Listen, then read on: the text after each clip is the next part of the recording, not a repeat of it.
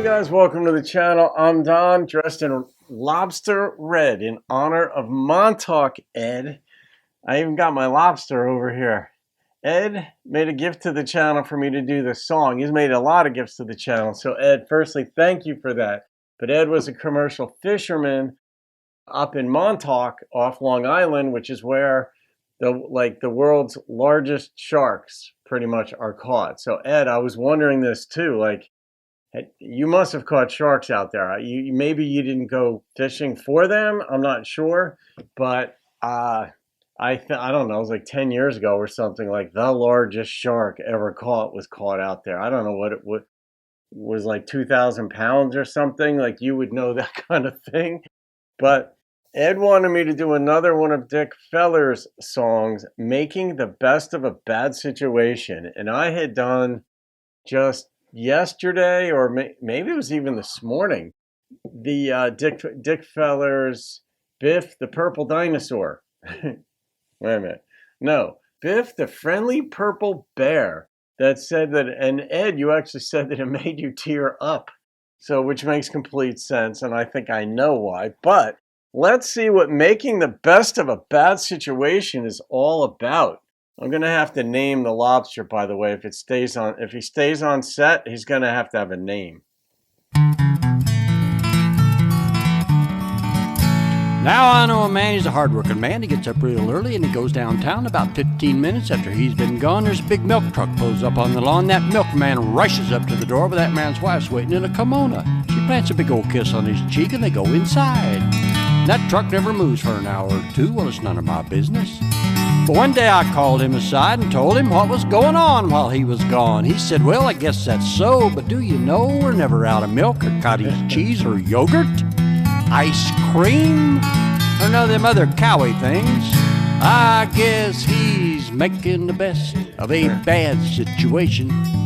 Don't want to make waves, can't you see? He's just making the best of a bad situation. Reckon I'll do the He's making it worse. Oh my God. Maybe this gets funnier toward the end. It is pretty funny. I mean, because it's so pathetic. I'm like, oh, no. Someone's going down for this. same if it was me. Now I know a man, he's an educated man, he's an alligator wrestler. He jumps right in there and grabs them long green boogers. But whatever you grab them long green boogers by? Well, one day he's got a full Nelson on this big alligator when this other alligator just sneaks up and bites his right ear, plumb off. Didn't bat an eye, just crawled off in the shade and went to sleep. The alligator, not the man. Well, it's none of my business. One day I said, well, it's sure too bad about that little accident that you had, because now your hat's going to fall down over your eyes and you can't ever be a gypsy. You don't have no place to wear a gold earring. He just looked me right straight in the eye and said, huh? I guess he's making the best of a bad situation. Don't want to make waves, can't you see? He's just making the best of a bad situation. Reckon I'd do the same if it was me. Now I know a lady, she's a mighty fine lady, got a heart of gold, she wouldn't harm a fly, she's just trying to get by and keep her house in order. But you know that her husband, he works so hard, he come unglued, come unwrapped, he just snapped. He thinks he's a chicken. That's right, one of them cackling Colonel Sanders types, roosts in a bush by the side of the house. Well, it's none of my business. One day I said, have you ever thought about finding him a doctor that can make him well? And she said, well, I have now and then, but then again, he don't eat much, just chicken feed and all that pecking in the ground don't hurt nothing. Heaven knows we could use the eggs. I guess she's making the best of a bad situation. Don't want to make waves, can't you see? She's just making the best of a bad situation. Reckon I'd do the same if it was me. We're all just making the best of a bad situation. No, you're not. We're all in this together, you and me.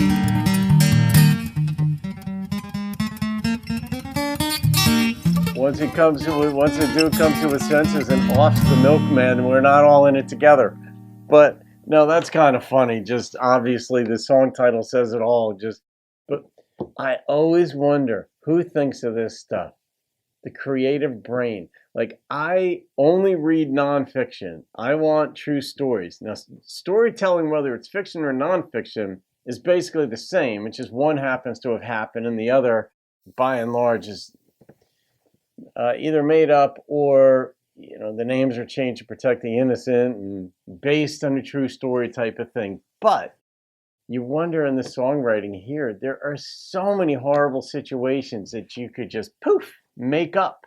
Like you had the alligator bit the guy's ear off while he was wrestling. Like that could have been anything. That could have been your dog. That could have been a not animal. That could have been a guy fixing his car and it fell on him, or I don't know. There's so many things you could make up. And my brain doesn't work that way. I mean, I suppose I could train it to if I just started doing it more. But there's songs like this, and Ed, that's very funny that this is the one you went with. Did you know this song before requesting it? I'm guessing you did because you left a comment that this is a lighthearted song. But did you listen to it first as a first listen and then request it from me? Or, did you grow up with this? Or I know some of you folks have heard these songs and others have not. But I'm guessing that Dick Feller, I don't think this could be a kid's song, though, like on a kid's album, because the milkman story. And then the guy losing his mind and becoming a chicken. I guess kids could handle it, but would you want to expose them to the possibility that daddy could be working so hard that he just snaps one day and then starts laying eggs? I guess you could, because even kids could figure out that's just silly, but would they worry? Oh my God, my father might lose his mind when he goes to work and become a chicken.